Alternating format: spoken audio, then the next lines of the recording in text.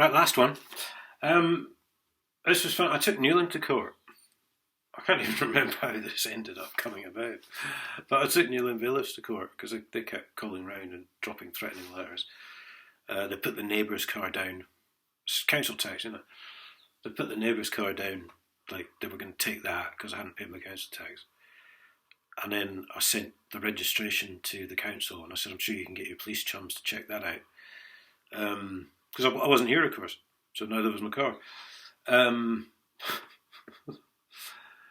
then they tried to say in court it was that they can put down any car within the vicinity of the property. It doesn't have to be on the driveway. So the first time it happened, it was supposed to be a Friday morning, and they phoned me up on the Thursday night and said they couldn't find a judge.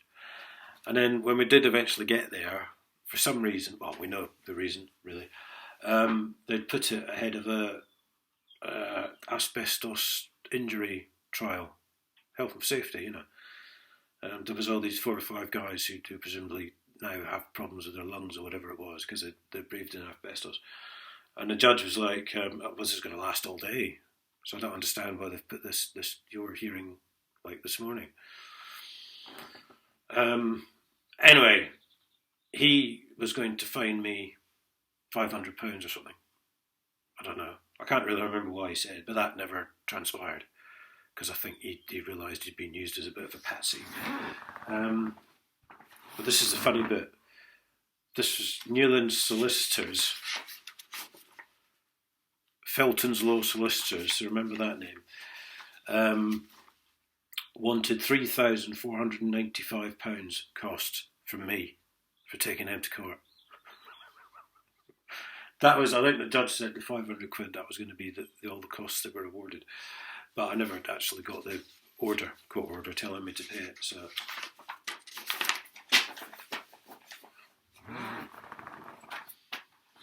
Because I presume when he went back to his chambers, he sat there and thought about it and thought, well, I've been taken for a right mug here, haven't I?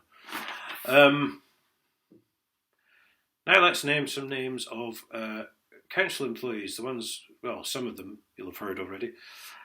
Roy Reeves, he was head of admin. He's carried out acts of intimidation against the trader and myself in a verbal and written manner. He has harassed and lied about the powers of the council. He knew he was not able to charge a licence fee for traders. Further, he was suborned a panel of councillors so they would ignore clear evidence that the council were in the wrong over trading licence money being paid. Greg Peck, it's the old licensing officer, he knew he was unable to charge for a levy for traders in the lay-by, a charge which is carried over some 25 years. And because they started it was 1984 to 2009, and they started it in 1984, you see. So as soon as they started, they were stuffing money in their back pockets. Therefore lied and committed fraud. He has also consistently failed to issue actual licences or receipts. Oh God, yes. I never used to get a receipt. I think between my mate and his old man who worked there before him, I think he had 2 receipts in however many years. Belinda Betham, yes, she fabricated reports on 2 occasions regarding the state of cleanliness at the trader's establishment. She clearly submitted that there was smoking when the trader didn't smoke. And she said she carried out an inspection when he wasn't there. And he does remember, because it was either his wife or his daughter was in hospital having a baby. So he was at the hospital. Which is not the sort of thing you forget. And you tend to remember the dates of these things, don't it? Yeah, so the health and hygiene person fabricated the report. I mean, they're amazing, these people. Council solicitor, whose name I forget now, I think. Actually, that might have been that Christina Allinson, I'm not sure. Distinctly remembers the trader being given notice right of appeal when no actual notice was given. She is aware of, has ignored the fact that council has no actual letter actually stating they're allowed to charge for a trading licence. Councillors present at the Licensing Protection Subcommittee who refused to allow us to bring any witnesses or witness statement and were initially not to allow us to provide any evidence. The theft ignored. They then ignored most of our evidence. Terry Parker, who failed to investigate council officers properly over missing funds, that being paid trading licence money, is therefore guilty of aiding and abetting fraud. Dr. Jane Martin and Mr. Steve Turner, employed by the local government ombudsman, who, on the pretence of a right of appeal hearing, failed to properly investigate numerous breaches of the council code of conduct by all council employees mentioned in this letter. The ombudsman was in fact informed of the right of appeal well in advance and was clearly instructed to carry on investigating. Shortly after the expiry of the time allowed to apply for a right of appeal, this has started to come back to me now, a date of which they were well aware, the Ombudsman then said, we should have used it. They therefore failed to carry out public duty.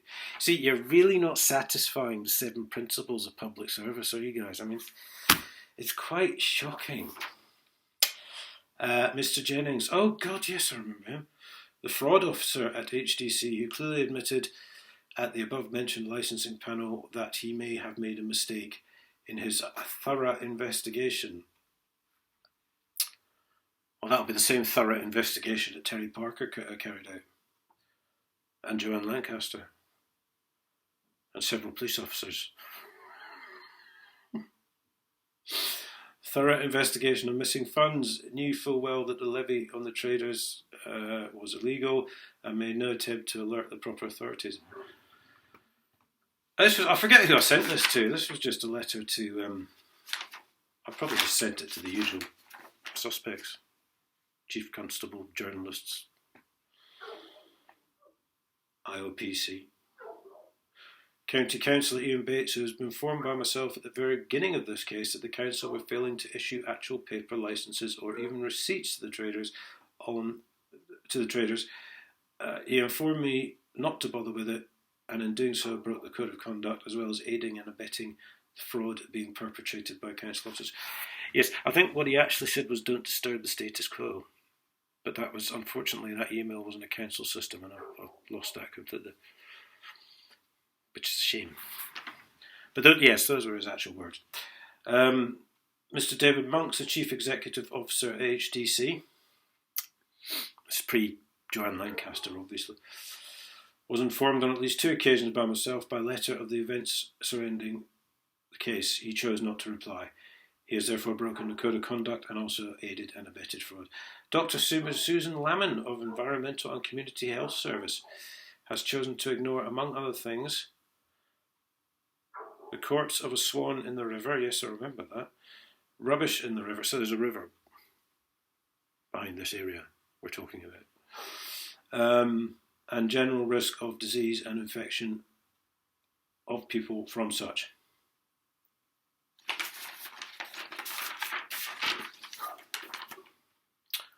Latterly, Councillor Jason Ablewhite and Councillor Douglas Dew have been informed of the above evidence and done nothing.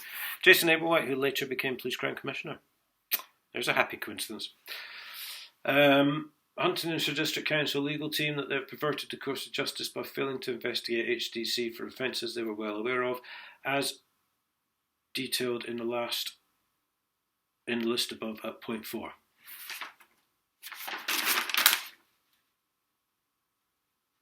Oh yes, Council Solicitor. The legal team, by the way, which I think had 3 solicitors when all this started and a manager, and ended up with a manager for quite some time because everyone else left. Because I kept saying to them, look, stolen money, so they had to leave. Mark Kemp, Chief of Highways and Access at Cambridge County Council, still an employee as such, I don't think he is now. Chosen to ignore the health and safety implications. It's also chosen to ignore ownership. Oh yes, they wouldn't tell us who owned the land. If it was that petty-minded, they certainly wouldn't admit to owning it.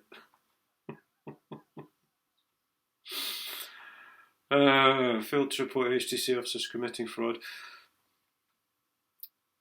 He has now breached the court ruling that of Russell against West Sussex County Council, which states highways divisions are responsible for all laybys rest areas next to Main Road. Huntingdonshire Police that Inspector David Liddell and Detective Chief Inspector Boss have failed to uphold the law.